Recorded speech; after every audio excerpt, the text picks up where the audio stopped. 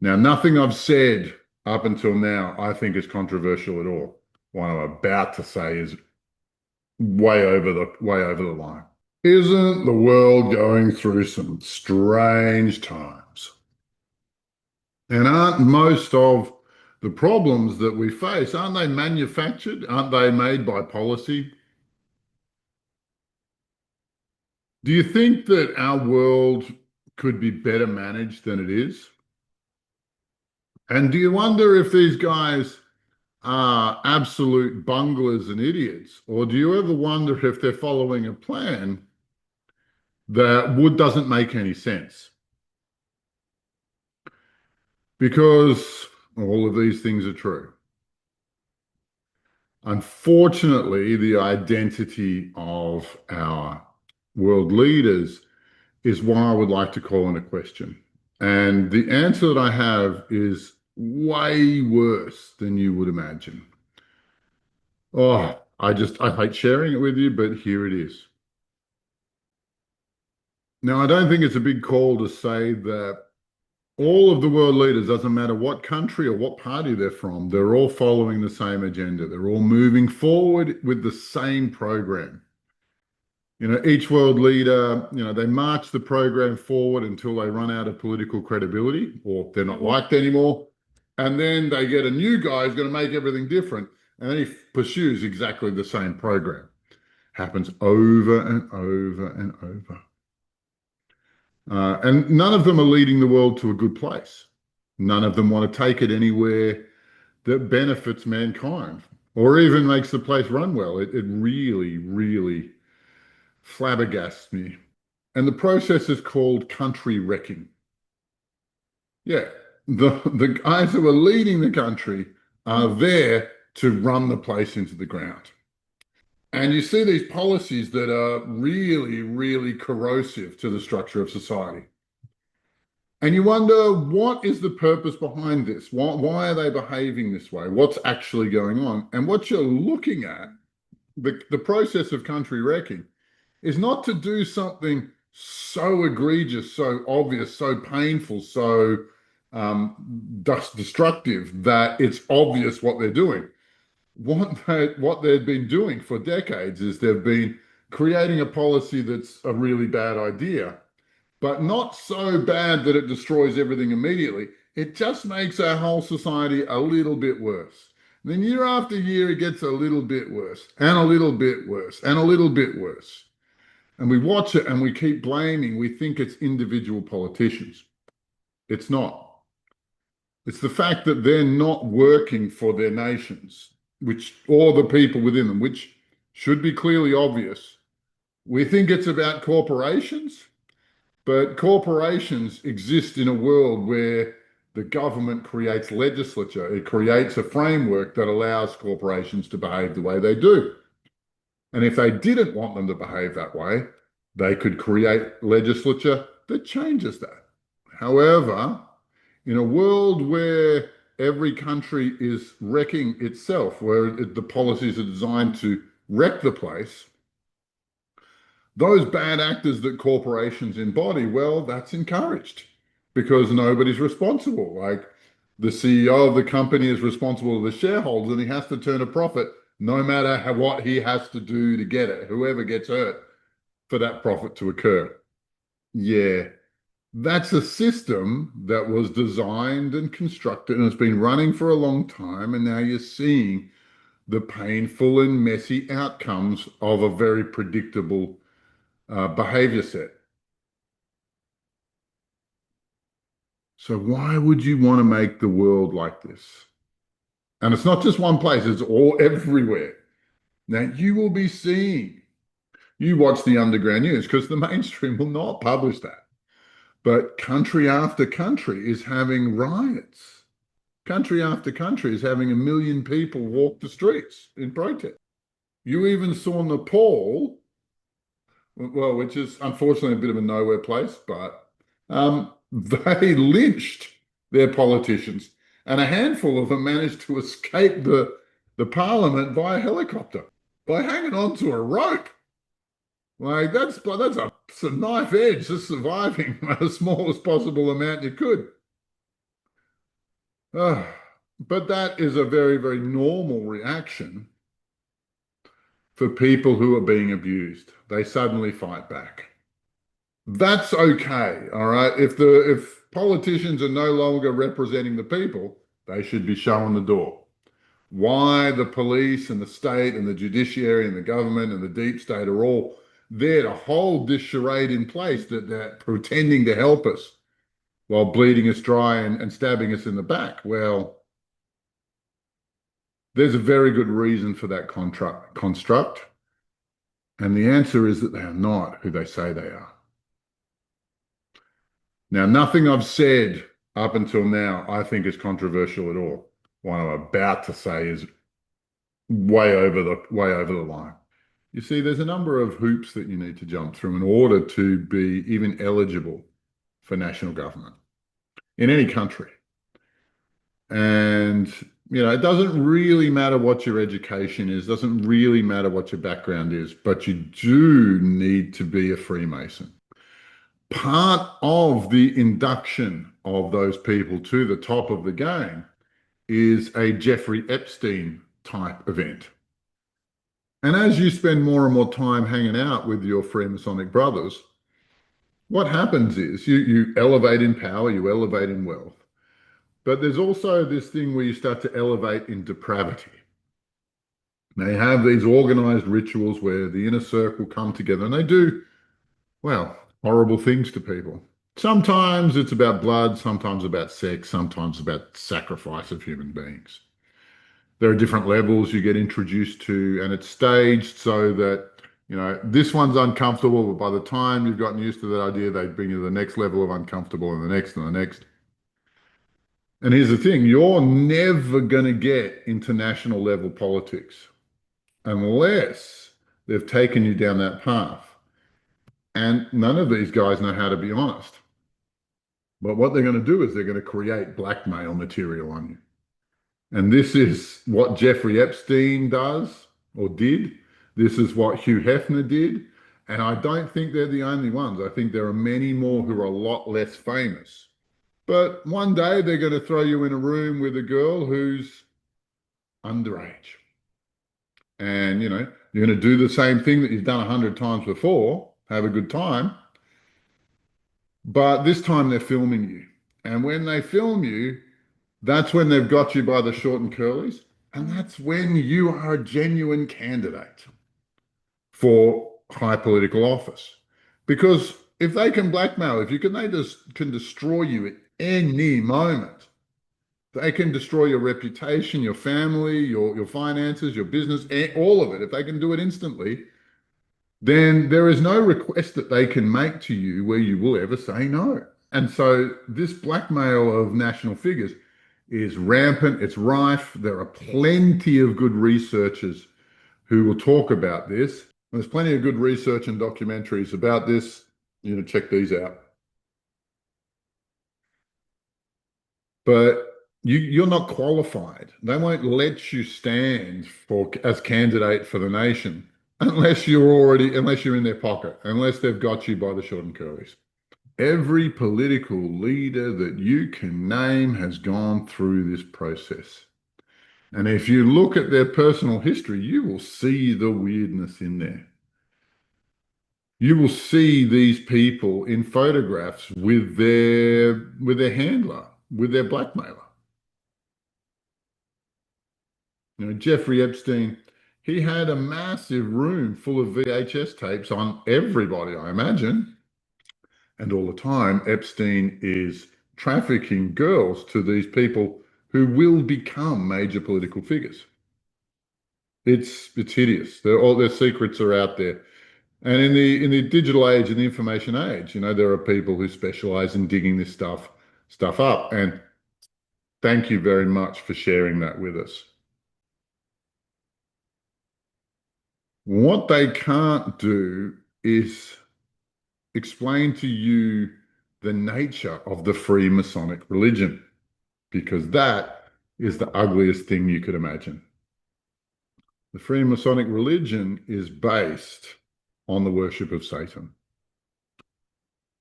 All of the horrible things that you are required to do to be a Satanist, they are all there. The hundreds of thousands of children who go missing every year from many different countries are the feedstock for that religion. You see, that whole religion works on the humans paying the demons for favors, to look after them, to change reality in their favor, to make sure that they get the contracts, that the money comes to them, that their secrets are kept, that they know who their enemies are before they manage to do their big thing. And in order to pay for those favors, the action they take is human sacrifice. Ooh, isn't that hideous? And so what you're looking at is the actual leader of the effective leader of the world is Satan. All of the people who run different countries are secretly part of a religion that worships him. And it's a very active religion. It's not passive in the way that you or I do Christianity these days. It's every day they have another conversation. There's a demon living in them that they're able to talk to, and it directs them on how to behave on a constant basis. And their compliance is what wins them favors with the Dark Lord. This is not a joke. Like, what I'm saying is as real as it gets. And I say this because my work is in exorcism. Uh, I've been astral projecting for 20 years now, and I've got more experience than anyone I've found in this arena. I'm definitely one of the world's top 10 exorcists, and probably the best one in the English speaking world, or the only one you'll find. But one of the things I did was I got a list of the 35 people who are most pushing the Great Reset. You're looking at leaders of nations, leaders of industries, um, billionaires, which could also mean the word psychopaths, and people who run NGOs, and anyway, all of very influential people. It's the 35 most powerful people in the world, basically. And I astral projected over to them and I checked them one by one. And most of the time, it's a demon running that body, not the human. The human gets the back seat and the demon gets to drive the human body. This is facilitated by a ritual, naturally, called a covenant. And a covenant is the promise that you make to a demon that it can use your physical body whenever it wants to. It can step in and take your mind hits the back seat and it takes the driver's seat and directs the physical body. It's as ugly as you could imagine. And it was true of every single one of those 35 people pushing the Great Reset. It is also true of every provincial leader here in Australia that I've checked, and I checked them all. In many cases, I was able to rescind the covenant or undo the deal where they get to use the human body. It's contradictory to galactic law or spiritual law. And so it's actually really quite simple to undo that deal or disconnect the demon from the human. Takes 45 minutes or an hour. Really, really powerful. The problem was that within 24, 36 hours, that world leader would have gone and re-signed up with Demonkind, would have recreated that bond so that they can keep their job and keep doing what they're doing. Now, in every single instance, when I pulled them away from Demonkind, out of their sphere of relentless influence, that on that one day, the lockdown process or the punitive actions that they would legally take against people who don't want to get jabbed, well, they would rescind those for one day. They would backstep for one day. Their authoritarianism would relax for one day. And then the following day, they'd re-enter the covenant. And before you knew it, they were back at the old game. I was always certain with that one that human beings would never do this to each other. The agendas that we're seeing playing out in the world are not human based. They're not ideals that any human you can think of would embody. And so the question is, well, if they're not human ideals, then whose damn ideals are they? And the answer that I have to tell you is it's demons. It's demons. This is why you won't find any damn information about them anywhere in the world. Like it's a big secret. It's only for the initiates that ever get to meet them. Like, but I want you to also come round to this concept as well, because this one, when I say it, it's pretty obvious, right? A group of wizards who are knowledgeable and dedicated and focused would have no trouble taking over the entire world. And that is exactly what's happened. You have these wizards who've managed to connect with demon kind, who is hungry to help them, and they pay for that. They pay for that help with the corruption of our species, with the degradation of our culture. And through that, they get whatever they want, all the money, drugs, women, power, whatever it is. Personally, I don't know what price it would take for me to sell out my entire species. But these world leaders, they know. They knew exactly what bill to give to Satan and Lucifer. So you give me this, and I'll hand you my country on a plate. And they've done it. They've done the deal. And what you're starting to see globally now is the rebellion against that.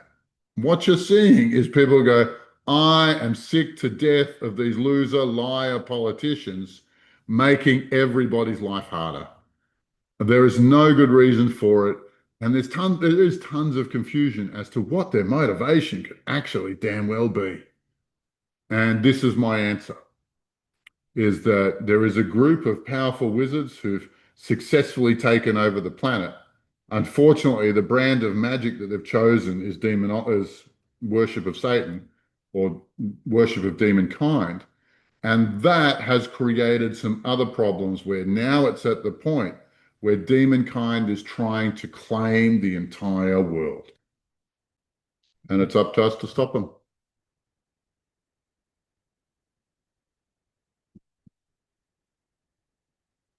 To further let you know who I am and what I do, my name's Alabar James. I manage a large team of very talented astral projectors. And we're flying around at night trying to put a stop to this. We've been beating up demon kind for the last few years now. We're very, very good at it.